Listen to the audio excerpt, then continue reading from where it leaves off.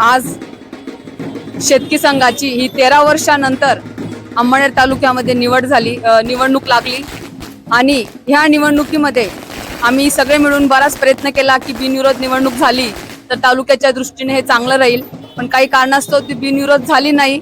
पण ती निवडणूक लागली आणि निवडणूक लागल्यानंतर आम्हाला आमचे आमदार अनिल दादा यांच्या प्लॅनिंगवर, यांच्या कार्यक्षमतेवर भरोसा ठेवून आम्ही सहकार पॅनल तयार केलं आणि सहकार पॅनल मधले आमचे 15 पैकी 10 उमेदवार हे आज निवडून आले.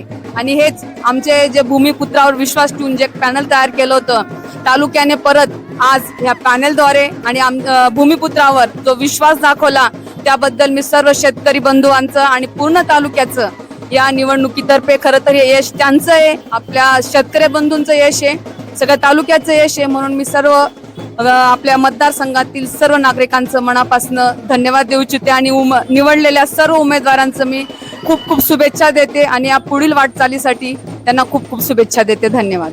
खरं तर आजचा हा दिवस हा आमच्यासाठी ऐतिहासिक दिवस आहे.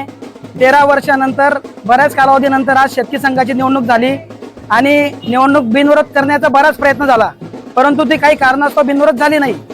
त्यानंतर तालुक्यात 3 पॅनलांची निर्मिती झाली आणि आमचे नेते, या राज्याचे माजी मदत पुनर्वसन आपत्ती व्यवस्थापन मंत्री, या अंमळनेर विधानसभा मतदारसंघाचे ज्यांना आपण जलदूत म्हणतो, जे पाणीदार आमदार आहेत, असे अनिल दादांच्या नेतृत्वात पॅनल गठीत झालं आणि आज 15 पैकी 10 जागा मिळवून दणदणीत विजय राष्ट्रवादी काँग्रेस पक्ष प्रणित सहकार पॅनलला मिळालेला आहे.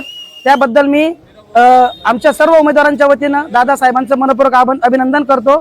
दादांच्या, ताईंच्या, आमच्या सर्व नेत्यांच्या नेतृत्वात आम्ही निवडणूक लढलो आणि आम्हाला स्पष्ट बहुमत प्राप्त झालेलं आहे. सांगताना खरं गर्व वाटतो की आजपर्यंत नवीन तरुण युवकांचा हा कोणीच विचार केलेला नव्हता. आमच्या नेत्यांनी आमचा विचार केला, आम्हाला तिकीट दिलं आणि दणदणीत मतांनी निवडून आणलं. त्याबद्दल मी पुनश्च एकदा आमच्या सर्व नेत्यांचा आभार मानतो आणि राष्ट्रवादी काँग्रेस प्रणित सहकार पॅनलच्या वतीने सर्व आमचे मतदार बंधू भगिनी, मायबाप, जनता जनार्दनांचा आशीर्वाद, त्यांचं धन्यवाद करतो आणि सांगू इच्छितो की आमच्या नेत्यांनी नेतृत्वात आम्ही जे काही शेतकी संघात निवडून आलेले संचालक आहात, हे सदैव शेतकऱ्यांसाठी हिताचे निर्णय घेतील.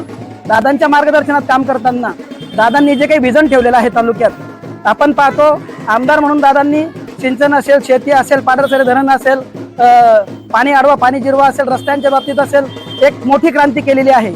आणि म्हणून आम्ही हा दादांना सर्व संचालकांना विश्वास देऊ इच्छितो की 10च्या 10 संचालक तुमच्या नेतृत्वात चांगलं काम करतील आणि आम्ही जो जाहीरनामा किंवा जे आश्वासन मायबाप जनता जनार्दनाला दिलेलं होतं ते नक्कीच पुढील काळात पूर्ण केलं जाईल. आणि मागच्या काळात जी काही टीका झाली की भूमिपत्र त्यांचं आता काही म्हणजे मागे पडले, हे पडले, तर याद्वारे दादांनी पुन्हा एकदा चपराक दिलेली आहे की या तालुक्यात भूमिपत्र यांनाच जनतेचा हा कौल आहे आणि तो भविष्यातही कायम राहील. दादांच्या नेतृत्वात शेतकी संघात चांगलं काम करून दाखवून आम्ही हे पुन्हा एकदा सिद्ध करू.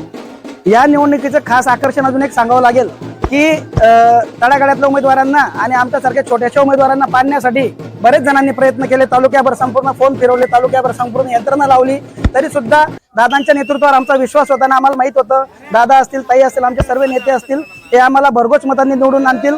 आणि ज्या लोकांनी आमच्या विरोधात, अदृश्य लोकांनी जी काही फोन फिरवायची मोहीम केली असेल, जी काही बदनामीचं कारस्थान केलं असेल, हे नक्कीच त्यांच्यासाठी ही चपराक असेल असं आम्हाला वाटतं. त्यांनी यापुढे विकासाचं राजकारण करावं, टीका टिप्पणीचं राजकारण करू नये असं मी त्यांना सांगतो. ही निवडणूक सहकाराची होती, याला सहकार भावनेने पाहण्याचं गरजेचं होतं, परंतु काही लोकांनी याला खूप व्यक्तिशः केलं. त्याचे उत्तर जनता जनार्दन भविष्यात त्यांना नक्की देईल अशी आशा व्यक्त करतो. थांबतो.